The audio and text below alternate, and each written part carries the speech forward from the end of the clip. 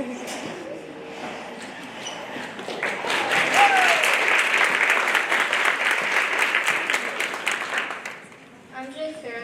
I want to talk to you about the F-16 Fighting Falcon. As you can see, this is not a real plane, as no one's going to be fitting in there, but this is an RC model. An RC model is a miniature model of a real plane that's controlled by a remote. This one's made by BVM. It's called the BVM F-16. I'm going to start at the front of the plane and get to the back. First we have the cockpit. The cockpit inside, you can see, has our little person inside and a realistic flight control board. You won't be able to see that good, so I'll include a photo. But as you can see, the realistic flight control board has all of the real navigation tools that a real F-16 would have. And our little guy can move his head inside. I named him Jeff. Next we have our turbine. The turbine is the jet's engine. Again, you won't be able to see this, so there should be a photo up above. But the turbine runs off of real jet fuel. Sometimes it runs off of kerosene, diesel, but mostly it runs off of a fuel called Jet A. That's the main jet fuel. Next, we have the wings. The wings have two main parts on them. Right here, there's the aileron. The aileron helps the plane roll.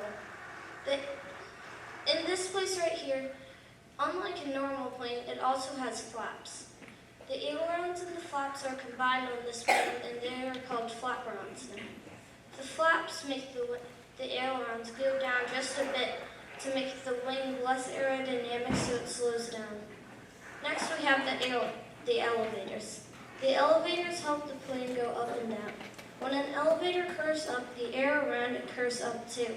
That puts a downforce on the back of the plane, making the front rise up. Think of it like this.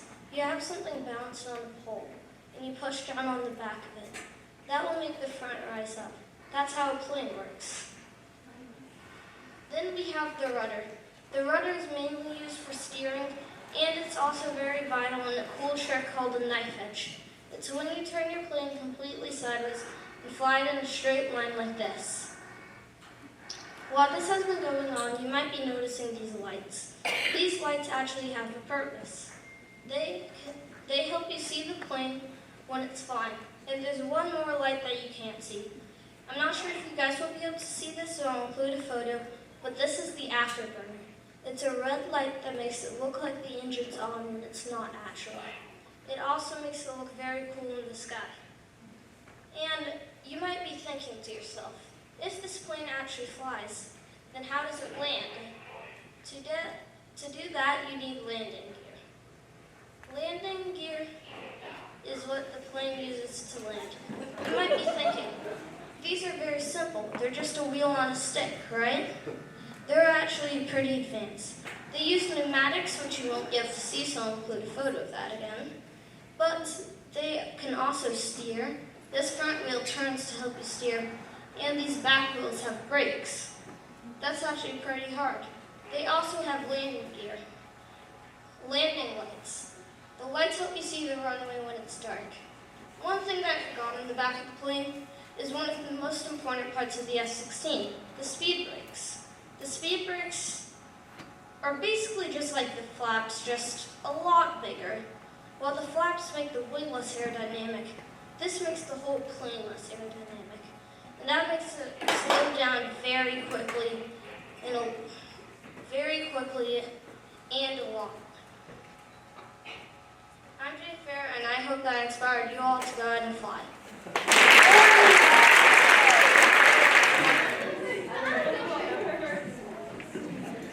Okay, so you guys may be wondering who these people are. Well, they're my sisters. This is Megan, and she's 18 years old and just came home from the University of South Carolina. And Kiera, she is 20 years old and just came home from the University of Scranton. And I'm 11, so as you can see, they're a little bit older than me. Research shows that older siblings, wait, I don't need research, I'm living it. You can wait. I've learned so much from having older sisters. They help me prepare for Is the homework hard in 5th grade? To be honest, they even taught me how to write my name when I was younger. Do you remember learning to ride your bike? Well, it was my sisters who taught me how to do it. Anyone play volleyball or basketball? You guessed it, they helped me learn how to play. I love being able to play sports that they played when they were younger. According to the Society for Research in Child Development, older brothers and sisters act as role models and teachers, helping the younger siblings learn about the world. This positive influence is thought to extend on younger siblings' capacity to feel care and sympathy for those in need. According to the National Library of Medicine, interactions with older siblings promote young children's language and cognitive development. So, having older siblings can affect your language and your brain development. It also could be really hard having 2 older siblings because I'm sad when they leave for college. I usually cry because it's really hard not having your sisters home with you. They are like my best friends. We always do dances, and whenever they want something from our parents, they always tell me to ask, and it usually works. Mom, Dad, you didn't hear that? But whenever they leave to go back to college, they try to make me feel better by saying, I'll be back in 1 month, or you can come visit me for a basketball game. So when they say that, I think about the day that they are coming home, and I keep it in my brain until they are home. Since Megan goes to South Carolina, it is so much fun when I go there to visit, because South Carolina is a 12-hour drive from here, and like a 2-hour plane ride. So having older siblings means I get to travel more. Who gets to say that? You heard the research before, but I feel like because of my older siblings, I feel like I'm more comfortable talking to adults. And I know this helps me in life. I wouldn't change it for the world to have different sisters or different age sisters. Since they have been through high school and the process of getting into college, having them will be so beneficial. They will be able to help me for what schools look good for my liking. Also, as some of you guys know, I read the names on 9/11 this year and last year. And my sisters did too. I feel like they were the ones who inspired me to do it. And they would always give me pep talks like, you're going to do great, it's going to be fun. So they definitely are the people who help me get through things, even if I'm scared. I mean, I don't want you to think that having older siblings means things are always good. I mean, you heard us arguing earlier, right? We couldn't decide who would walk out first on stage. Since we are all girls, we have used too much water in the shower, and the last person in the shower has none.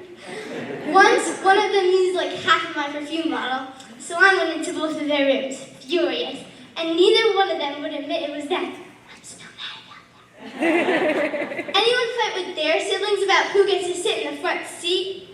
Well, I never used to be able to sit up front, but now I do, so that definitely causes bickering. Parents, you know what I'm talking about. My name is Kylie Corrigan, and I'm sure I've shown to you why having my older sisters makes me the luckiest sister in the world.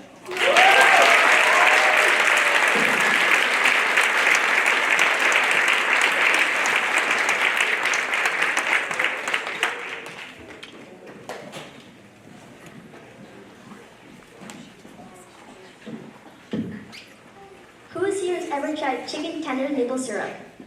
Anybody? You may be thinking, yuck. But I'm here to say, don't yuck my yum. Yucking someone's yum means making fun of something someone likes. I'm so passionate about this because every time I eat something new in front of my brothers, they always have a reaction. They do this every time I eat things that they don't like. It really bothers me because they should stop. Do any of your siblings bother you about what you eat? You might be wondering how this obsession started. One time at IHOP, I saw a man eating chicken tender maple syrup. I was curious, so I tried it, and I actually liked it. Now it's my go-to order at the diner. Another example is, one time my mom was eating chicken Alfredo. I thought it looked disgusting, but I want to try it. So my mom let me try it, and I actually liked it. At first, I thought it looked disgusting, but then I loved it. Imagine we all try things before judging them at first. Guess what? There's even research on why you shouldn't yuck someone's yum. According to Healthy for Life, eating new foods can improve your gut health and help you live longer. Eating healthy may prevent diseases and therefore live longer.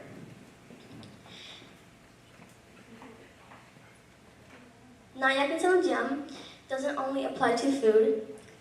Judging others is not new. And the reason we do this is to avoid dealing with shame or actually just feeling bad about yourself. Since judging others can never give a person what they really need, they feel like they need to keep judging, creating an endless toxic cycle.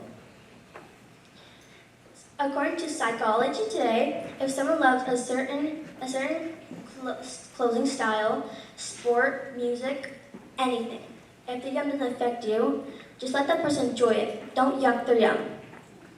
I want people to be open to trying new foods, and I want my brother to stop bothering me about it.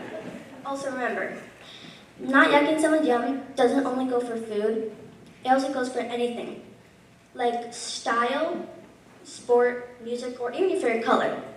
Just be you, because you're amazing. Now please, excuse me while I go eat my chicken tenders maple syrup. I'm Amaya Reyes, and you should not yuck others' yum. You might just like it.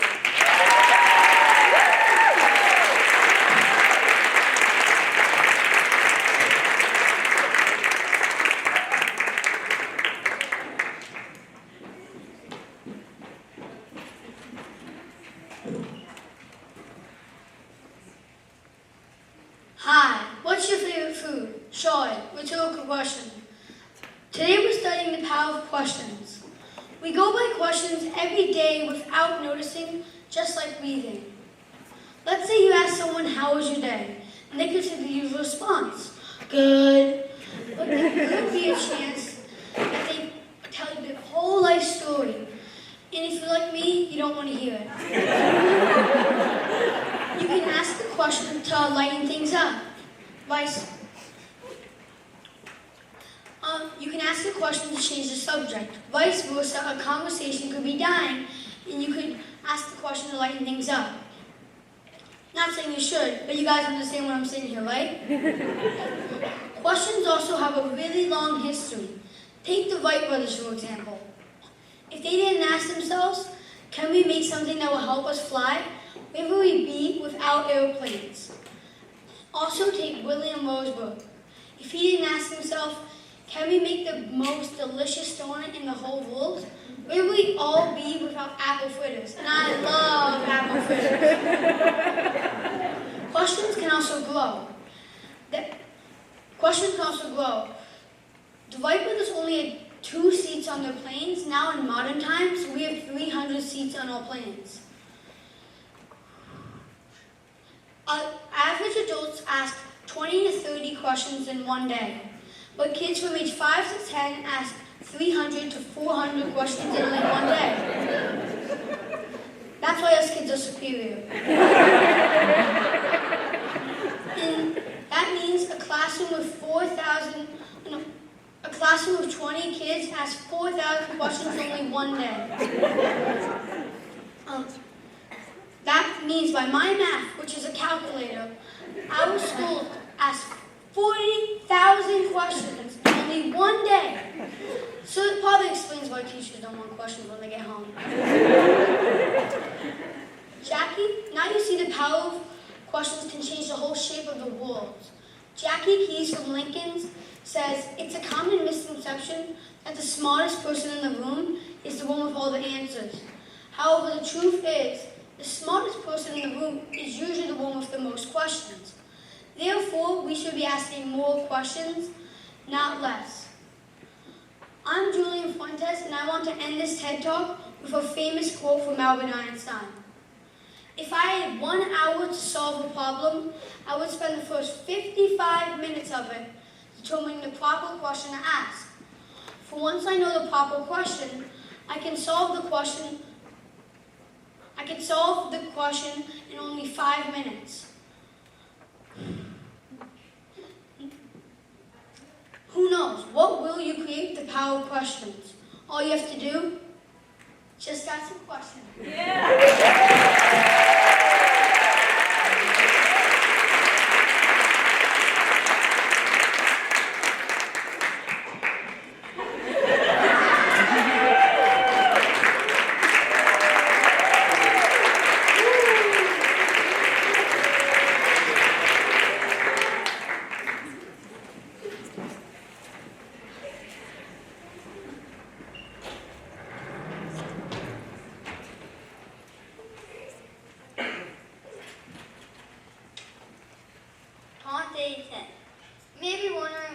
playing chess.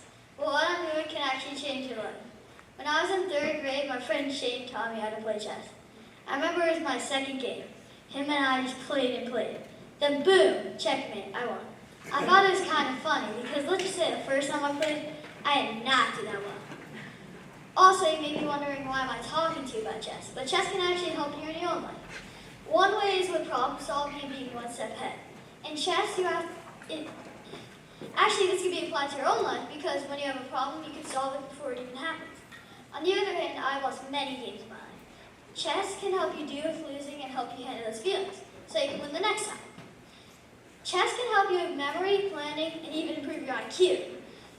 According to Helpline.com, those who play chess have better memory than those who do not. Chess games are known for long periods of silent thinking, which allows players time to anticipate each move. If you play chess, you have better memory.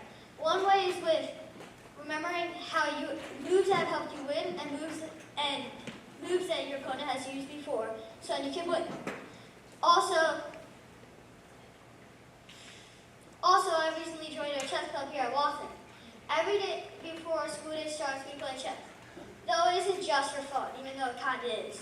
It helps you be ready for the day, because actually here in Watson, we're the only 5th grade in the entire district that switches classes.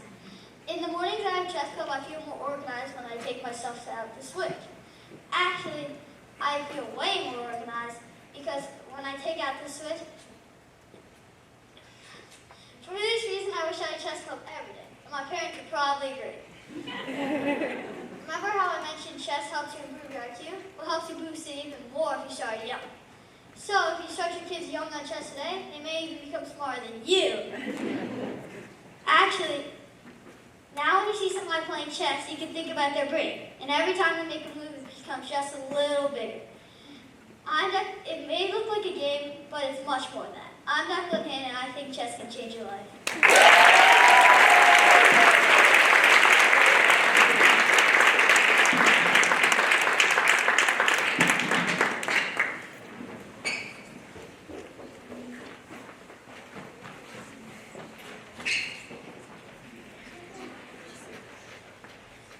Have you ever been in a serious situation? Raise your hand if you have. Have you ever burst out into laughter during that serious situation? Well, I have. For me, it's so hard to be serious. Like in that moment that is just silent, you have to burst out into laughter if you're anything like me. Serious situations can be hard. According to the Desde Foundation, a mental health resource center, adding humor to serious situations can do positive things for us. 1. Making someone laugh can release endorphins, which help us feel joy or happiness. 2. Laughter connects us. It's actually contagious. If I start laughing, then you'll start laughing, depending on the joke, of course. Sometimes it can feel very awkward when things are serious. For example, if your friends are in a fight and you're in the middle of it, it can feel very uncomfortable. So for me, the right thing to do is make a joke or make a very loud noise to break the silence. On the other hand, people are like, Nina, it's not funny, or Nina, it's not the time to make a joke. We're trying to be serious. I get it, but I need to break the tension. I can't just sit in the silence until somebody says something again. Even when I'm in the classroom and it's silent, I just crack up. Imagine this, the classroom was really loud, and then everything went silent. It could feel awkward, so naturally I just start laughing. Trust me, teachers love it. There are so many reasons to laugh. One time I was in a fight with a friend, and we were both mad at each other, and it was very tough. But then I made a joke, and everything ended up in laughter, which is good, right? See, laughing in serious situations can even help friendships. It is said that laughter is the best medicine. The National Institute of Health says that kids laugh around 400 times a day, while the average adult only laughs 15 times a day. Did that just get you to laugh more? It's supposed to be a serious statistic here. Honestly, during Harvard writing this speech, I couldn't stop laughing. But why do adults stop laughing? Like, I know you have jobs and all, and you get stressed, but laughter can even take away stress and improve your mood. So, National Institute of Health says psychologically improves your mood almost immediately and lowers levels of stress and anxiety. It even lowers levels of cortisol. And I know you adults would love that. But only laughing 15 times a day, I know you could do better. So if you're wondering why your kids are in such a good mood, it's because they laugh around 400 times a day. So if you're in a serious situation in the future, maybe laughing can make it feel less tense and help you have less situations like that. Laughter makes life more fun. Things can always be hard or serious, but why not enjoy it? I'm Nina Conti, and I think that life is too short not to laugh.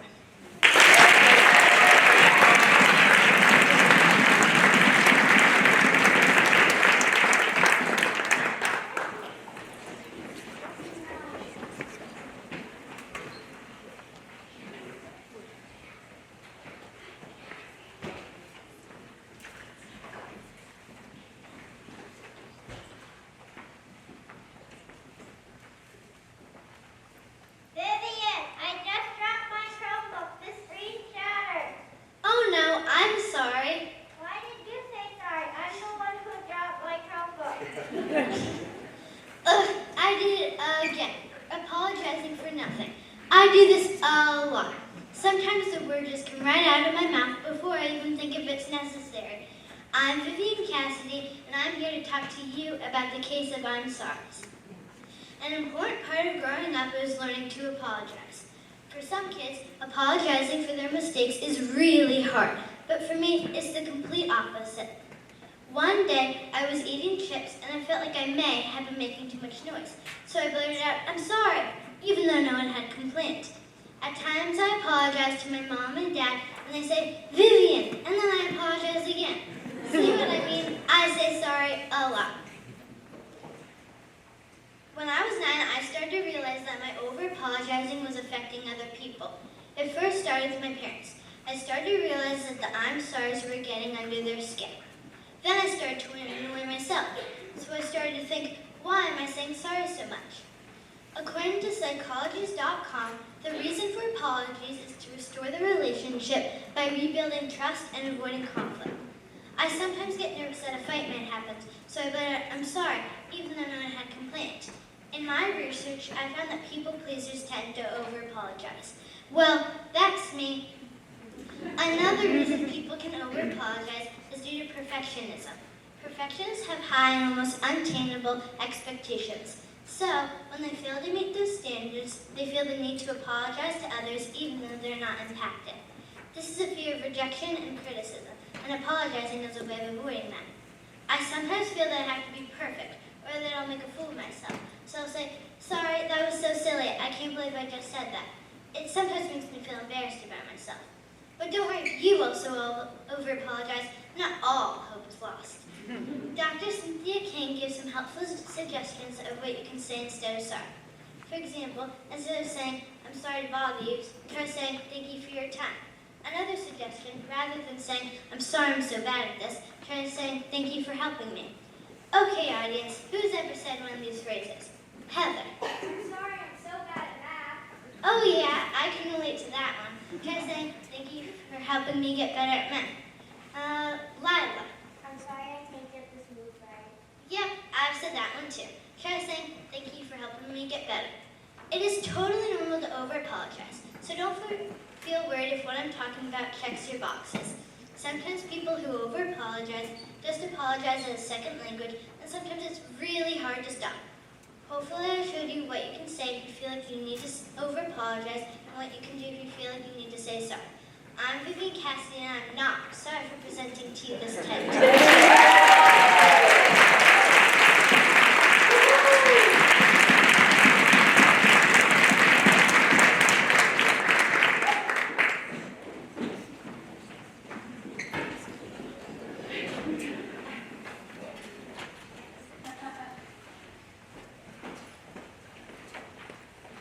Did you know the #1 most common fear is speaking in public?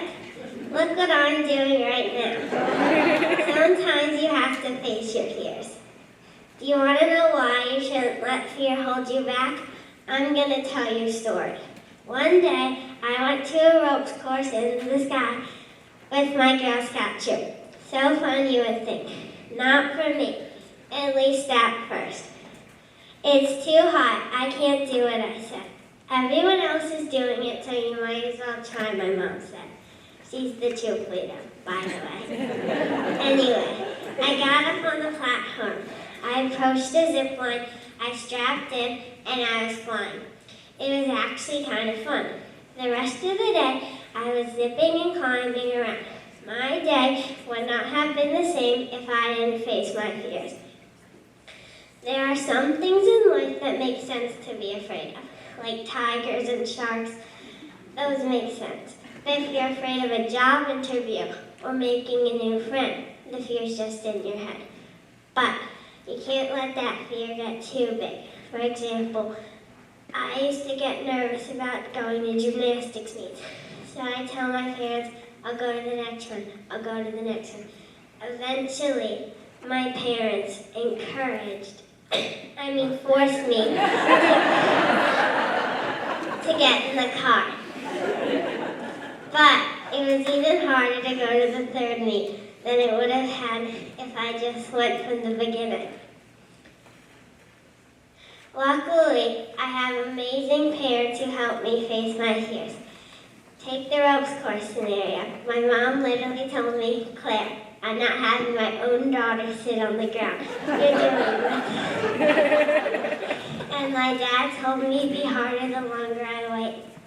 Kobe Bryant realized the same thing I did. He said, my parents are my backbones, still are. They're the only group that will support you if you score 0 or you score 40. My mom gave me the initial push to try the ropes course, and my dad helped me get into the gymnastics meet. But it was my decision to continue to face my fears.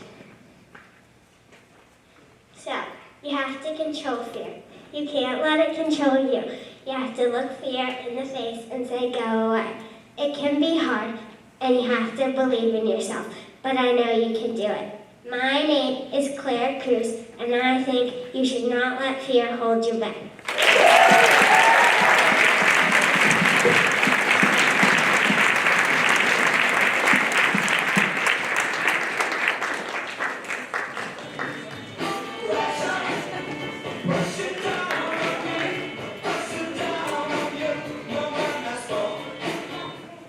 What puts you under pressure? Can it be work, stress? Is the homework too hard? Are you having a hard time pulling up your grades? It could be anything. Does hearing all these questions make you feel under pressure right now? Well, I for sure feel under pressure in different situations and moments in my life. But what makes you feel this way? And how can you help yourself? Maybe talking about it. I for sure love to talk. I could talk all day when I feel under pressure about something. Talking helps a lot.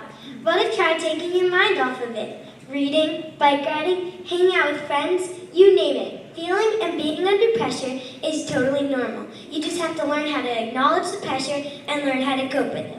According to FQ magazines, school, world events, and family challenges play a big role in the pressure that people face in their day-to-day life. Take school, for instance. Kids are expected to go to school from the time they are 5 years old all the way up to 21 years old. We are at school for 6 or more hours a day, committing time to learn content we may not really want to learn, with little breaks. Due to this pressure that is weighing on your shoulders, you may sometimes fail your classes and fall behind. But school also has a social aspect. It could be the best use you like making friends, or the worst. Fitting in friends creates pressure, too, because if they're not the right friends for you, you may do things you know are not right but make you feel comfortable because you feel like you're fitting in. If you don't do what they're doing, you'll stick out like a sore thumb. The pressure takes over and you choose to ignore the gut instinct that is wanting you to pull away. While sometimes we think our day revolves around school, there are also world events that could put pressure on people too. For example, when kids hear about terrible events or hear that someone they know is sick, they may worry about their health and well-being. As well as that, they may worry about their family members, friends, and parents. Finally, let's talk about changes in families. Changes in family dynamics can cause pressure too. For example, if you have to move to a new house or environment, or if there are challenges within your family, it could cause pressure on young children to adjust to the new routines without the adults in their lives. For example, if something happens to a family member, it could be traumatic for kids to navigate through it as they don't fully yet understand what is happening. But you might be thinking, everything I'm listing is heavy, but according to FQ magazines, even happy things can be stressful.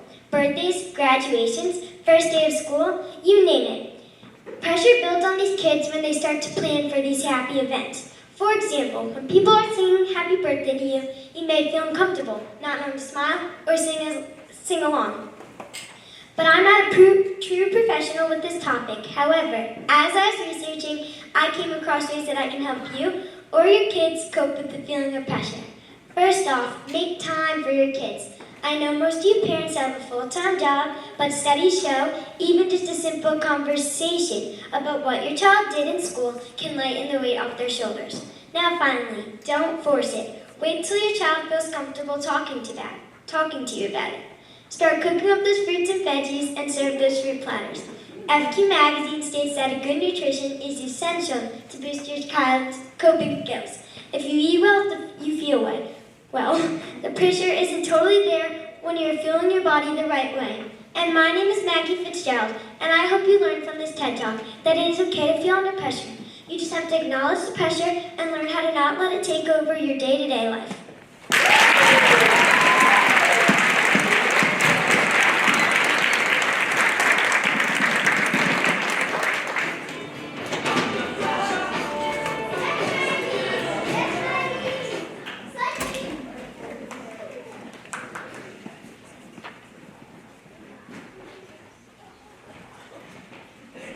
Alright, so, who can tell me where I should be for 6 hours a day, Monday to Friday? Steven.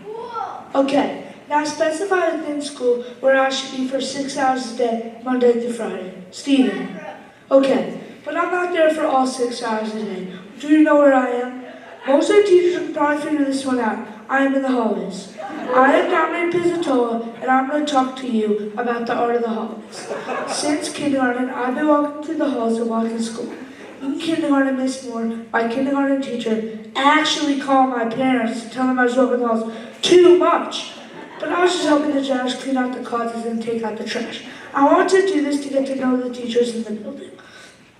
According to ABA, research shows that students behave better and want to learn more once they trust and build relationships with their teachers. Because I've been walking around for so many years, I really gotten the chance to do so. I want to have good impressions with the staff, so by walking the halls, it has given me the chance to do so. I say hello to everyone, which makes them feel good. Our murals are one of a kind. I know every mural here like the back of my hand. Every hallway has at least one piece of art, if not more. Sarah Hoggins is an artist who has been painting murals for 20 years. She says one of her favorite places to create murals is in schools. She says it motivates students to explore different topics and reinforce values and conclusions. For example, the Dr. Seuss wall outside Miss Ansbach's room is my favorite. It provides humor and joy in my day, and anybody can look at it. Don't we need some humor and joy in our day? Another piece of art that is my favorite is the Harry Potter mural outside Miss McDermott's room. It actually inspired me to watch the movie, and maybe read the book one day. According to a study done by the University of Connecticut, research shows that students behave better and want to learn more once they trust and build relationships with their teachers. Lastly, walking through the halls has led to uncover some juicy secrets I discovered.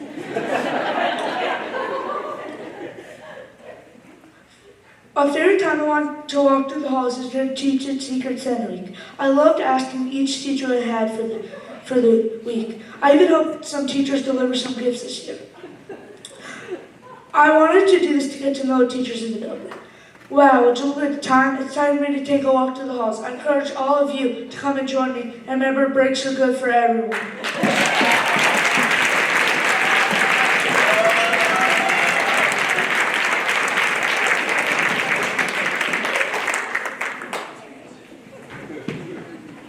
Okay, so a round of applause for Act 1 of 2. We're going to take a short little intermission. We'll call you all back when we're ready. There are refreshments on the side. We have chips, cookies, waters. I know the kids are ready to run right over there. So enjoy for the next few minutes. Thank you. The show is going to go on. Presenting Act 2.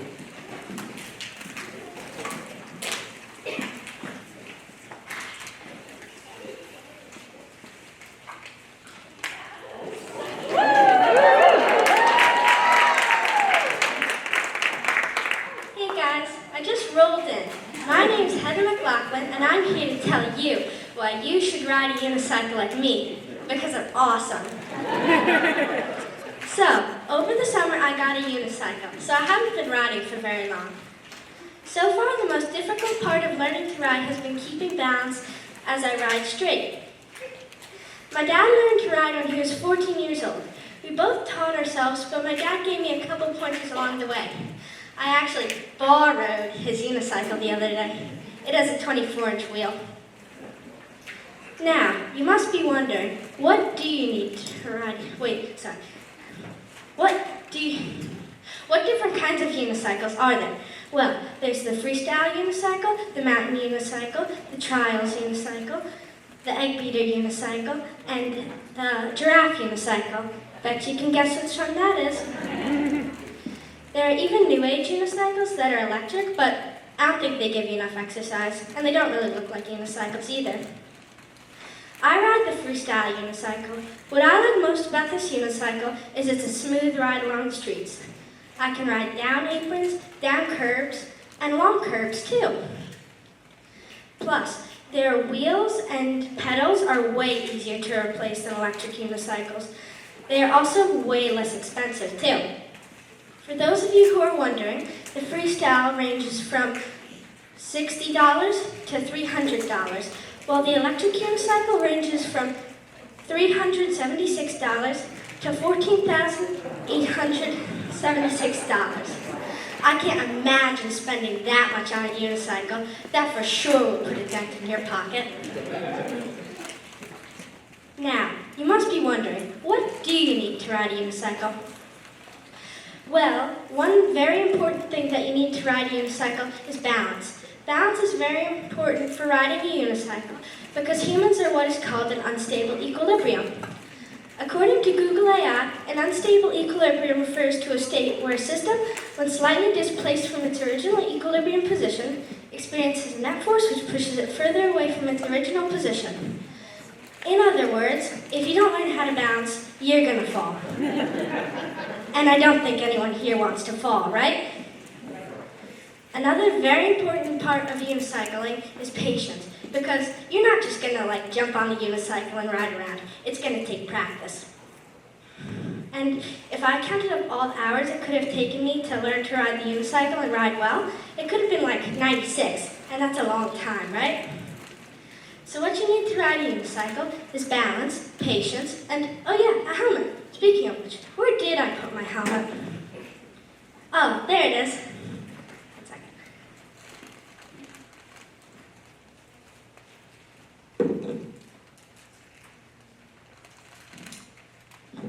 Okay, now that I have my helmet on, I can tell you about dismounting. Dismounting is an essential part of unicycling because if you don't learn how to dismount, you're going to fall. And who wants to fall, right?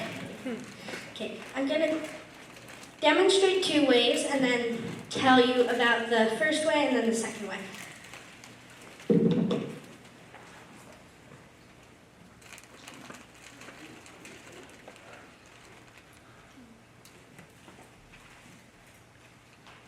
So, the first way of dismounting that I showed was where I let the wheel roll out in front of me as I placed my feet behind me and grabbed the front of the unicycle. And now for the second.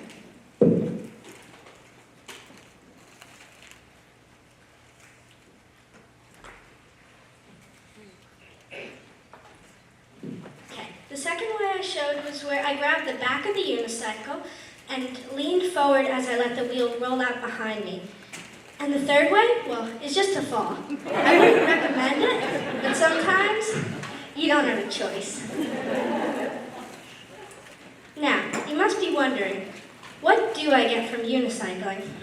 Well, according to Alien Rides, unicycling helps me with my core muscles, my back and neck health, and stress. Oh, now you're listening. Unicycling helps me with my back and neck health because I'm always sitting up straight, and that over time translates to my back and neck health. And how unicycling helps me with my core muscles is as I'm sitting up straight and turning over time, it helps me build up my core muscles. And I know that you all loved when I said that unicycling can help with stress.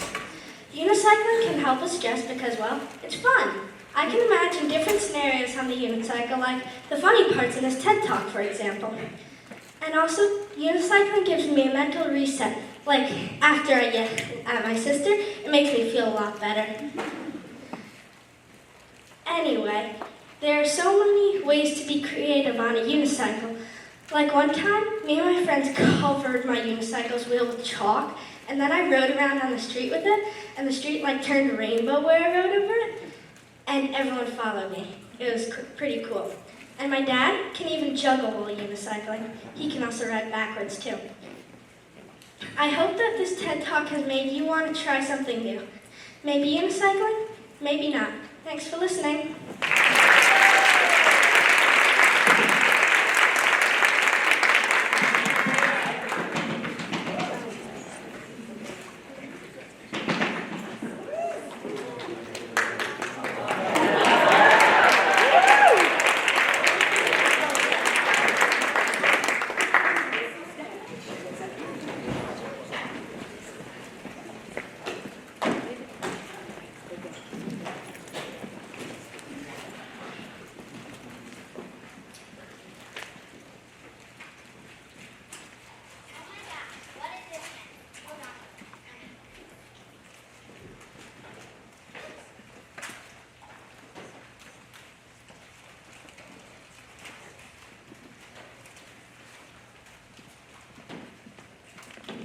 Okay, that's a lot better. Now I can get started.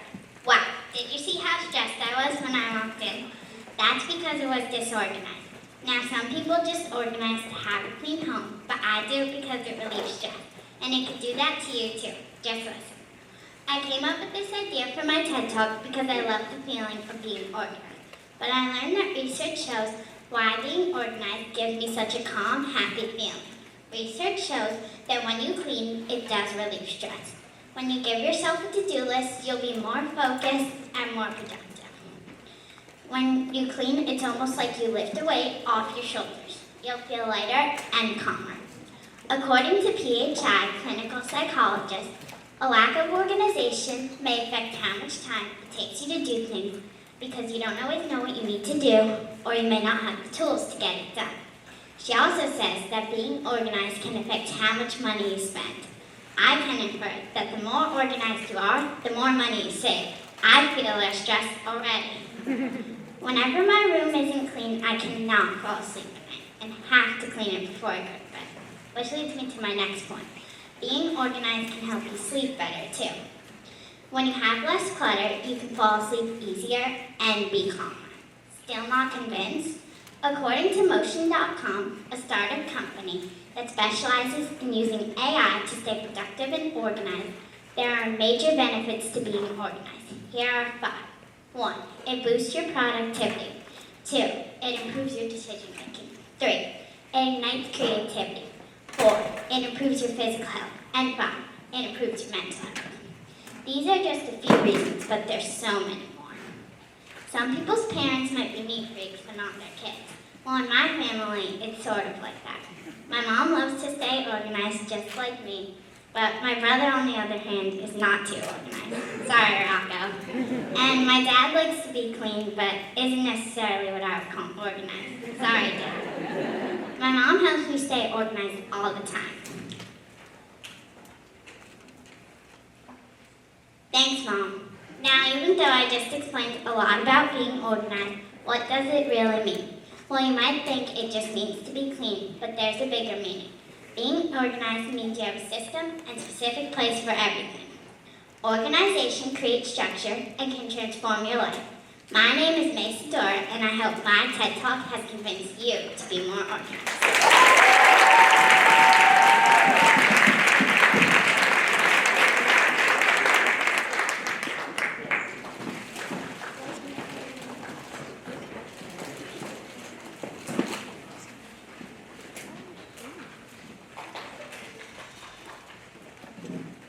Hi, who here has watched the World Cup?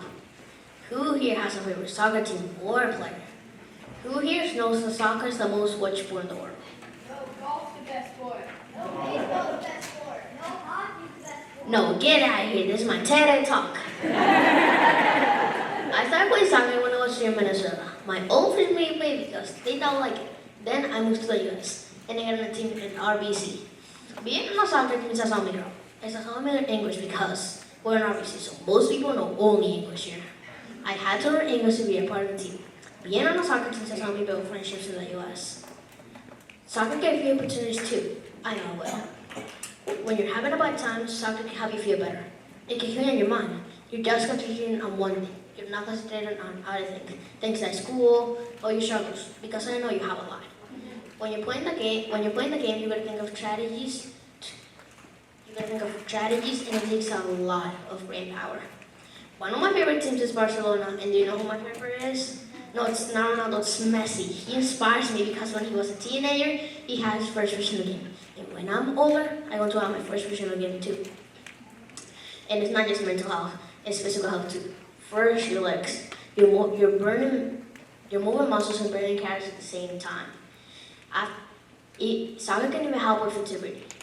When you're doing a high kick, you gotta open your legs a lot, and it hurts a lot. But after you play the game for a while, it doesn't hurt as much.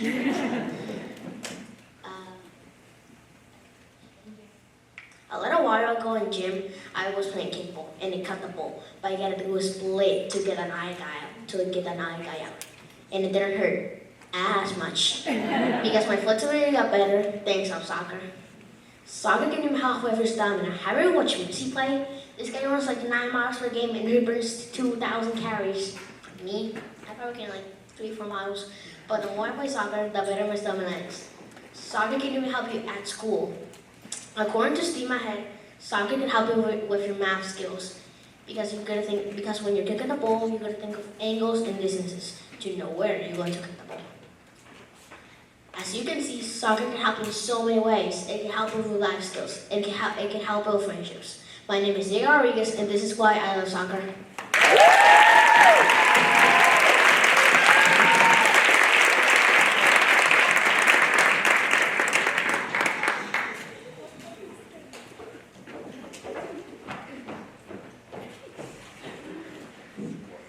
Raise your hand if you ever felt like you didn't fit in somewhere.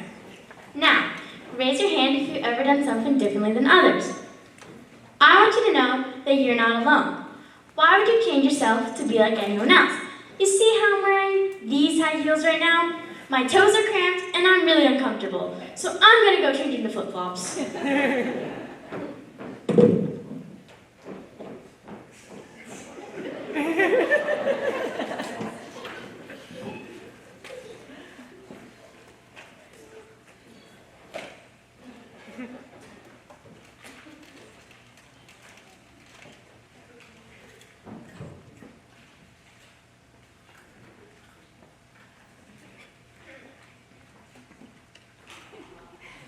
Okay, back to the speech.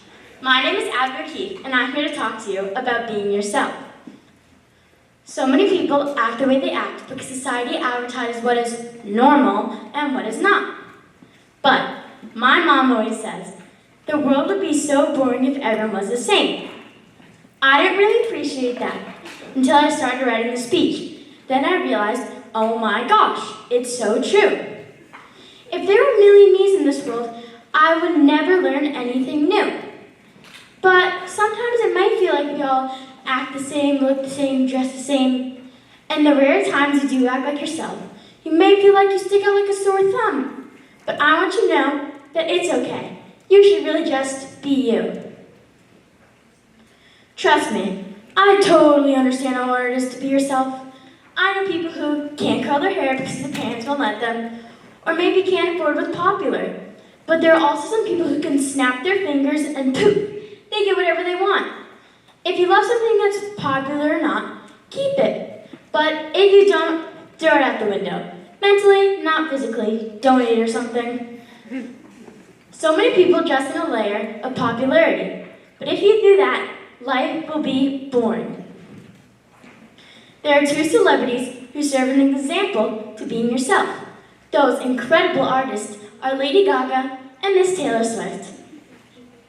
Stephanie Germanotta, otherwise known as Lady Gaga, has some of the most outrageous outfits you'll ever see.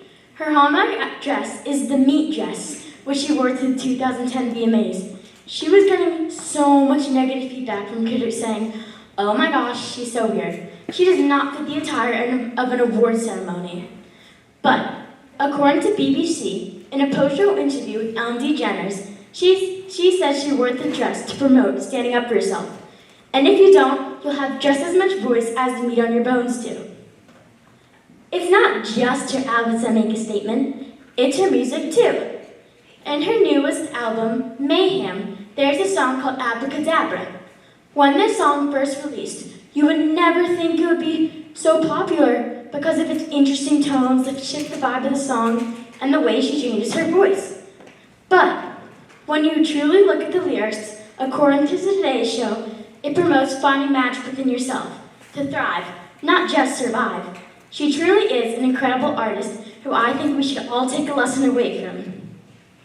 Speaking of incredible artists, Taylor Swift is one of the most accomplished artists in the world. But she did not get there by doing things the normal way.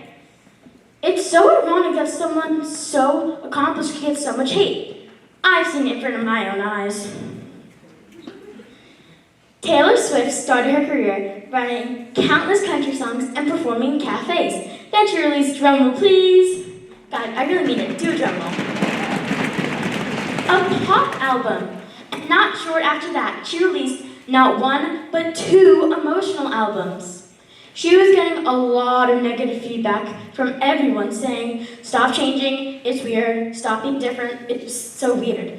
But those changes led to her winning 52 nominations and 14 Grammys. Before I leave, I want you all to raise your hand and say, "I solemnly swear to be myself no matter what anyone else says." I solemnly swear to be myself no matter what anyone else says. My name is Abby O'Keefe. Thank you for listening to my TED Talk, and don't forget to be yourself.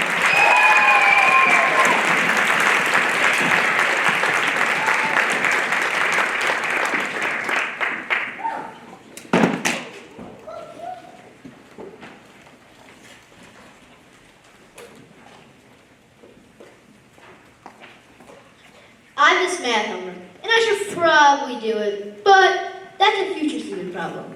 Procrastinating is something I do all the time. Procrastinating is like when you make fun instead of reading homework. For example, last weekend, I decided to go to a skate park instead of reading. Then I got home, came in, and didn't read again. After all that, I noticed that I had to read. I had to read at night, when all I wanted to do was watch TV and unwind. Procrastinating is all just choices wrapped up in a big name. You always have a choice. It's hard not to procrastinate. Everybody does it. Think about it. Try to find one time you have procrastinated. Raise your hand and think of a memory of it. Now, what choice do you think you could have made to change it? It is the worst when you try to do it in a couple of days and you haven't even started it yet. Parents, you probably know what I'm talking about. You probably feel something like nervousness or anxiety. Something on the lines of that. That's when it kicks in. I have to do this project. Science shows a stress level increases by a lot closer to due date of assignment. This happens because your brain realizes you spent all this time doing something fun, and reality hits you. The assignment's due super soon. On the other hand, if you get it done, the stress level decreases. This relates to me, because my stress level is a lot higher as I'm nearing project's deadline. When I have sports, it starts to make me think about it. It starts to change my day-to-day life. I know I can't finish the book by the time some of my friends can, but I can just do little by little. Let's take a second to look at the statistics above me. Really, guys? 21% of you guys procrastinate daily. Only 14 really procrastinate. 80 to 90% students procrastinate. Well, furthermore, 74% of students consider the internet a major distraction. This shows it's hard to admit, but we all procrastinate. If we just get that one thing done, it's just in the back of our head, it's so much easier for ourselves. We're putting so much more pressure on ourselves than we have to. According to psychology today, your brain releases dopamine, the hormone responsible for our feelings of pleasure and satisfaction. So we need to keep active in your brain as you're supposed to. Releasing this hormone makes you better at completing the task at hand. But there's good news, everyone. As you get older, you start taking on more responsibility, which will decrease your overall procrastination. There are 5 ways to stop procrastinating, and out of the 5, there are 2 that stand out to me the most. The first one I'm going to be talking about tonight is nothing alternative. The developer of this alternative was trying to find a solution to procrastination, so he set 4 hours a day and gave himself an ultimatum. Right or nothing at all. This is a good way to push yourself. Because if you can't do what you want to do, you might as well do what you have to do. Like I said earlier, I've done other things that are way more fun than reading, so it's easy for me to procrastinate. But would I really want to stare at a blank wall and do nothing at all? No. This is a good way to remember to take some time out of your day and get your work done. The second method mentioned in the study is to reduce the number of things you need to make throughout the day.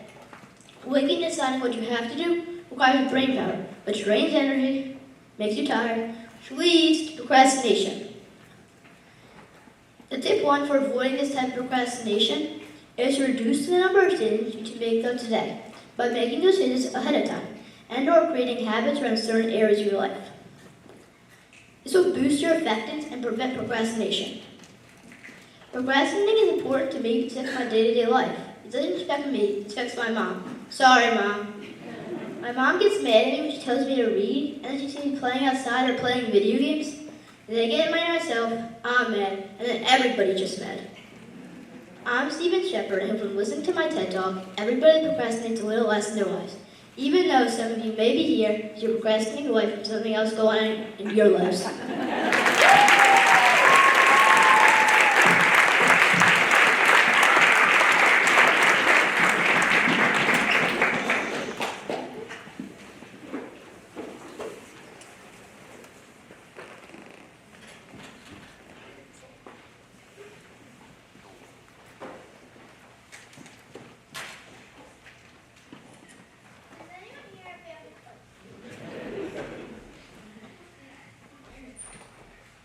Does anyone here have family traditions? So many people celebrate holidays, and that is their tradition. One tradition my family has is going camping. I love camping with my family. The traditions we do while camping are fishing, hiking, exploring, swimming, and kayaking. When I started this TED Talk, I thought I just wanted to speak about the adventures we had together. But I learned there may be something bigger going on here. Many of the activities we do together are outdoors. Turns out there are benefits to spending time outdoors. I'm Cora Walsh, and I cherish the time spent in nature with the people I love most. One thing you can do outside is fish. When I fish with my family, my dad is mostly the one who sets up my fishing rod, like he did today. Thanks. We sit or stay on the dock and laugh and talk to each other. Time doesn't matter when we're out on that dock. Daily life is full of responsibilities. Softball, soccer, school, homework, so hectic. But when my dad is restringing my line, I'm able to reset. Even psychologists at Harvard agree that there are benefits to spending time outdoors. They say exposure to green space results in mental restoration and increases positive emotion and decreases anxiety. Those people at Harvard really know what they're doing. Thanks to the research, Harvard. When I hike with my family, we explore mountains, trails, woods, nature, and the amazing animals if we're lucky. I love exploring with my family. I've seen snakes, woodpeckers, little streams, and ladders we had to climb up. So many people are stuck on their phones. I promise, you cannot compare the real thing. Listening to the birds chirping and the smell of nature is truly the best. There isn't a ton of proof of these hikes because the picture in my mind, where I like them. Unless I take out my camera, which takes 5 minutes. Being outside can also increase time with family. Once, my grandfather and I were kayaking, and I really wanted to go in the water. But we were in the middle of the lake, so he said I had to wait till I get back to the shore. Hee hee. So I fell out of the kayak. This is a memory I'll have forever with my grandpa. I remember once, when I was little, I caught a fish, but it was too small, so my dad told me I had to put it back. Plus, there was no meat on it anyway, and I like to eat fish. But I've caught a lot of good ones. Now, onto a memory with my mom. We were hiking, and my grandma, sister, and my mom were too far away to hear me screaming over a little garden snake minding its own business. Now, do we often see garden snakes in the backyards of RVC? No. This just shows the beauty of nature around us, even if it can be terrifying.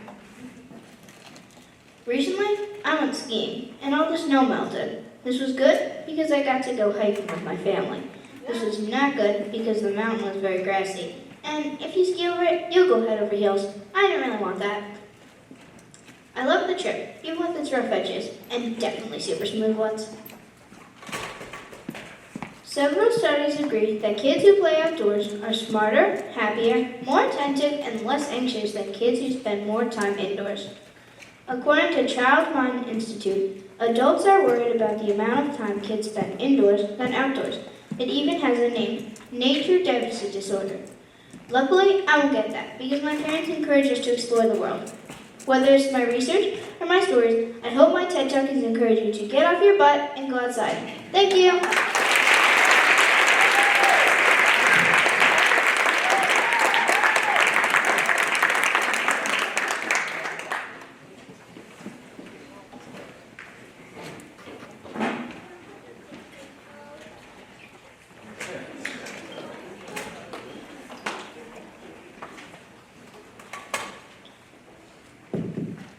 How does this make you feel? Oh boy, I can't even look at it. I don't even know what you're looking at right now. How many of you have used plastic today? Well, did you know that 8 million pounds of plastic go into the ocean every day? Well, plastic is actually really dangerous to animals and turtles because turtles sadly don't always know the difference between plastic and food. So plastic goes into the ocean and turtles, especially sea turtles, just think it's food and try to eat it. In fact, turtles eat jellyfish, so when they see a plastic bag, they just think it's food and try to eat it. When turtles eat the plastic, it could affect their organs and bags, which could make them not be able to eat, and which would lead them to starvation. So that plastic bottle you just threw away could actually kill an animal. Not to make you feel bad, but it's the truth. Turtles are my favorite animals, as you can see. Everyone in my class knows that I love turtles. I don't know why I love them, I just do. I mean, they are so cute and lovable. Also, they're living things. Would you like to eat plastic? No. So why are we letting plastic go into the ocean for them to eat? There are so many ways you can help the turtles. You could even start today. If you use paper, you can throw it in the recycling bin. Or maybe, just maybe, if you use plastic, you can throw it in the recycling bin. Another way you can help is if you can go to the beach one day, clean up, then go relax on the beach and maybe see a sunset. I would love to go to the beach, clean up, then go have fun. You can also make a game out of it. Whoever cleans up the most garbage at the end of the day gets ice cream. See, saving turtles can be fun. Another way you can help is you can go to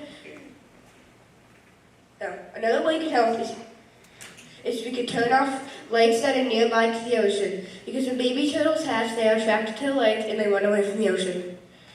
Then the hungry seagulls flying around just found their dinner. Now, I know what you're thinking. Then how did they make their way to the water? Well, they used the moon's reflection to guide their way.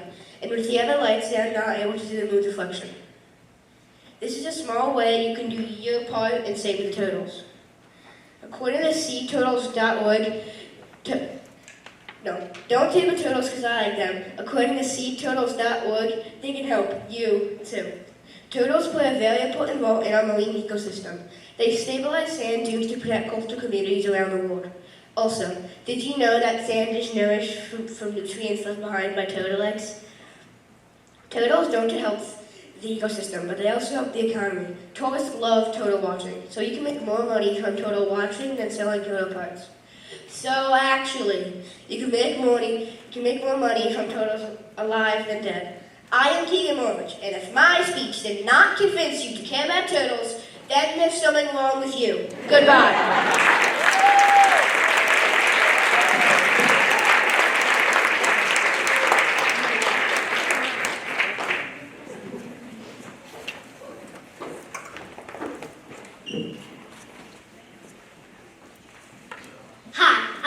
My favorite color is pink. I have one brother, and I love to dance. One time at dance, I got locked in the bathroom. And as you can see, I love to talk. If you can't tell by the way I just came out.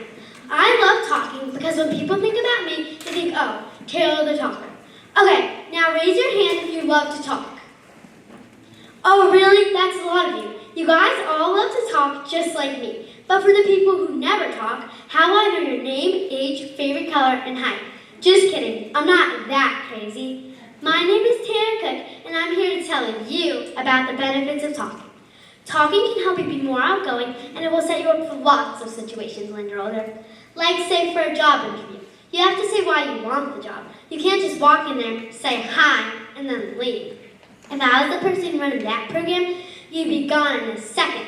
But if someone like me, that talks a lot, goes to a job interview and says all the things they researched for the company and answers the questions really well, personally, I think I would get the job. Also, as you get older, you don't see your friends as much because of the job you're hired for. So it's important to pick up the phone and call them and talk about what's going on in their life. Now let's back up my thoughts with some research. According to an online study done by Stevenson University, one of the most important things that I tend to find in life is communication. And as you can probably see, I communicate a lot. Communication can also show how we can connect with others and build relationships. Without talking to others, I would not know any of the people I know now. Also, talking and communication can help us share our thoughts and feelings. It can help us with problem solving in situations too. In an article written by a marketer named Matt O'Keefe, there are several reasons as to why talkative kids are more likely to succeed in the future. Backed up by science, of course. The top 3 reasons are, number 1, kids who talk a lot are quick-witted. This means kids who talk a lot are quick to crack jokes or entertain their friends. That is good because you won't have those dreaded awkward silences if you have a talkative person involved, and it builds on their social relationships. Number 2, kids who talk a lot will naturally participate more in life. Studies show in the school setting it can mean that they're raising their hands a lot or contributing to discussions. It is clear that through discussions they are learning, and we want kids to learn, right? It is also helpful for the teacher to have a talkative student in their classroom so they don't have to wait the other students to participate. Lastly, number 3. According to a research done by the Child Development Institute at UNC, the more parents who talk to their kids, the better their vocabulary and literacy skills will become. So if you're worried you have a kid who talks too much, don't worry, because it will help them benefit in their future. For example, I want to be a mom one day, and I know if I talk to my kids a lot, it can help them benefit in their future. So clearly, I could stand up here and talk to you guys all night. But I won't, because as you know, there's other kids waiting to present. However, I hope you understand why kids talk a lot, but more importantly, how it can help you in your life. I'm Taylor Cook, and this is why I think you should talk more.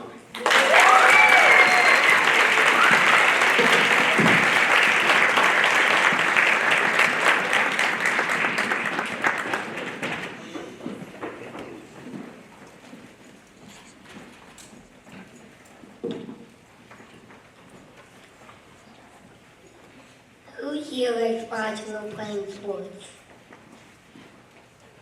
When you think of sports, you probably think of soccer, baseball, basketball, football, and some other sports. But who thinks of surfing? Probably not.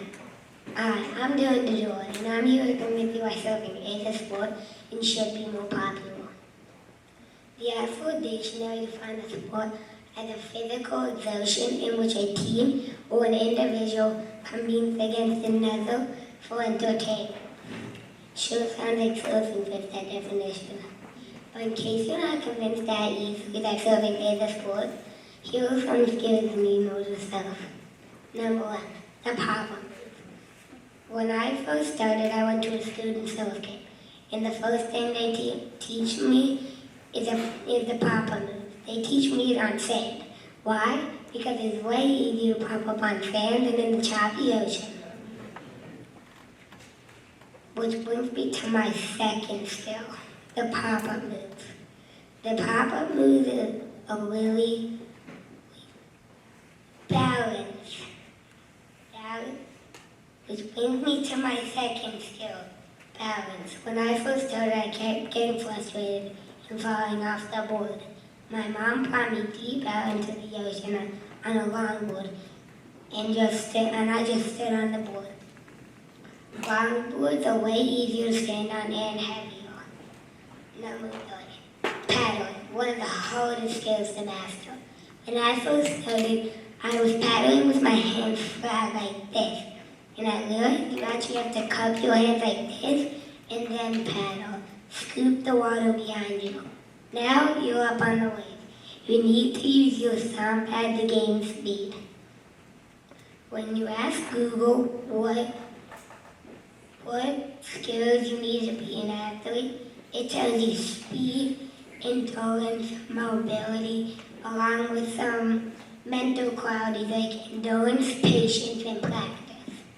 All these skills don't happen in one day.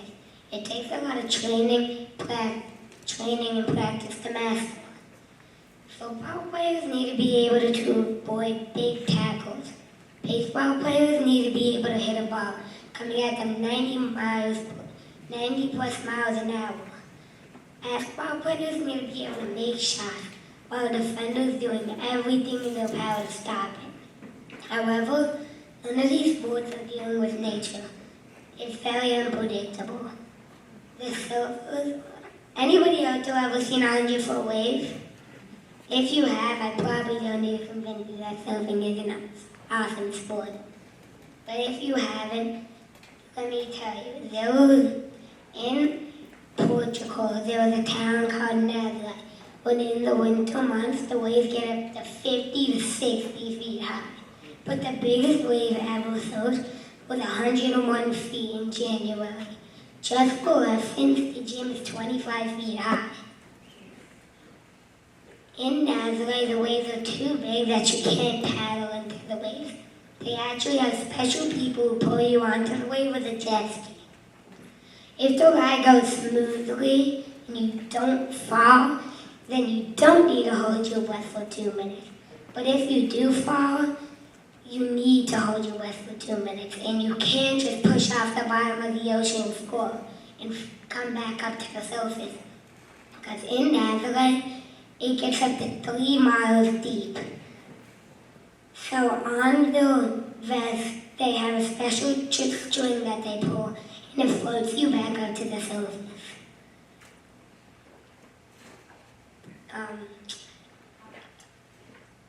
If a sport is something that is competitive, then let me just tell you, there are surfing competitions going on every week from Brazil to Africa. But this month, there were even competitions in Australia and Japan. So let's see. Physical exertion, check. Skill, check. Competition, check. Sure sounds like a sport to me. This sport means a lot to me because I do it every day in the summer with my friends. In May and June, I'm on a surf team in Long Beach. Anybody who doubted surfing as a sport, hopefully heard my TED Talk. Alright, time to go catch some waves.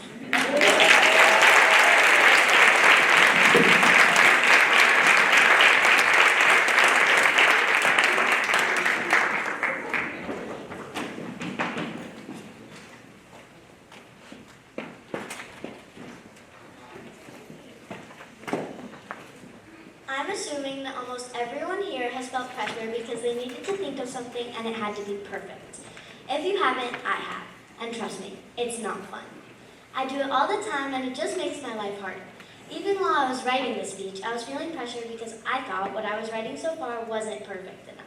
So I kept asking for help on what to write. When I feel this pressure, my mind goes blank, and it makes me feel like all those good ideas I had a few seconds ago washed away. Luckily, it's not just me who feels this way. I surveyed the students in my grade, and around 86% of kids have felt this way before.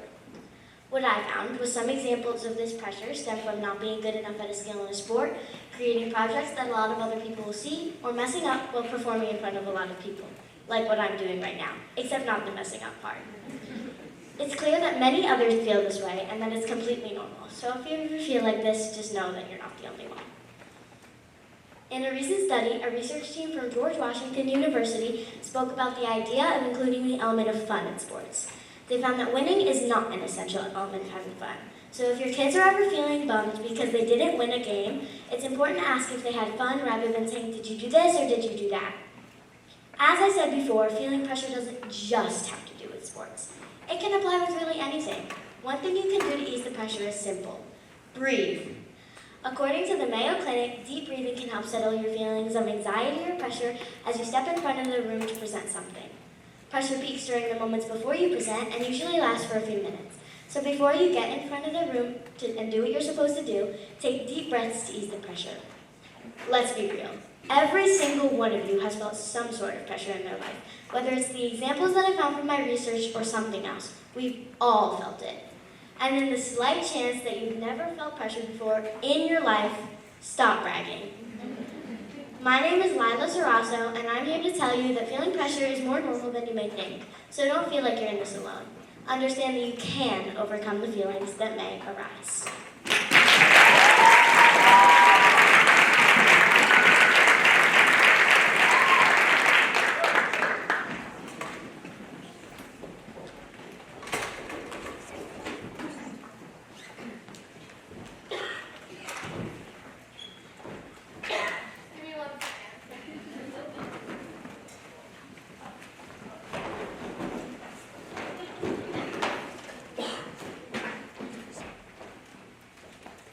I'm just going to come out and say it. I'm a bookworm.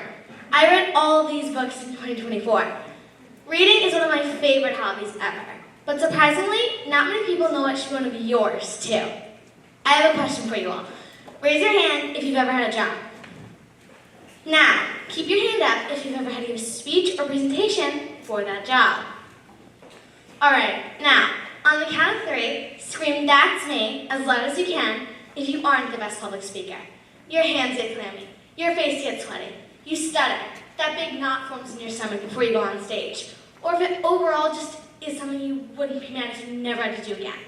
Ready? 1, 2, 3. That's me! Did you hear how loud that was? Well, for everybody who just screamed, I have the answer for all your public speaking problems.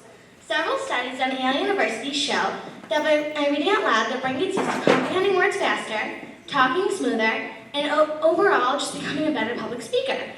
The public speaking is one of the #1 fears in the entire country of the United States. And by reading, you can get over your fear like that. I know I wouldn't have been able to get up on the stage and tell you all about the benefits of reading if I didn't read so much. And I mean so much. Speaking of overcoming fears, one time, on the second day of kindergarten, I was so nervous that the friends I made the day before weren't going to like me today that I refused to enter the classroom for a whole 20 minutes. The book Wonder taught me that true friends are out there, and they stay together through when you're anxious and when you're happy. I wish I had the opportunity to read that book back in kindergarten, but I only got the chance to read it this school year. Surprisingly though, it's not just the author's important messages you can learn from. Try writing it yourself. You might be surprised at what you can come up with. Famous authors such as J.K. Rowling, Gordon Corman, Suzanne Collins, and many others have come with the key parts in their plots and famous characters from simple things in their homes. I mean, the author of Harry Potter, J.K. Rowling, came up with the iconic character Voldemort from a wall in her basement when she walked down there at 2 in the morning. That's pretty late at night. And if you're wondering how a night owl like J.K. can have the energy to write 7 successful books, then I have the answer for you. This part of my speech is only for my night owls. My 2 a.m. TikTok doom scrollers. Reading helps break your bad habit. I get 9.5 hours of sleep every single night due to reading. And I need you all to stay with me now because there's even more. And reading is only one of the many amazing health benefits that come along with picking up a book. A study at Stokes University that 200 students took place in showed that on average, within just 6 minutes of being immersed in a book, the heartbeat slows, breathing relaxes, blood pressure rate lowers, and due to several MRI scans, they found out that on average, the anxiety level dropped by 69%. Now you're listening, right? Okay. Oh my God, this has been really annoying me. This book is out of place. All right. By reading, you can motivate yourself to do hard things as well. I always tell myself, if Melody from my mind can go her whole life without speaking a single word, then you can finish this math test.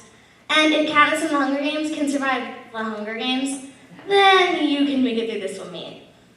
Speaking of learning things from book characters,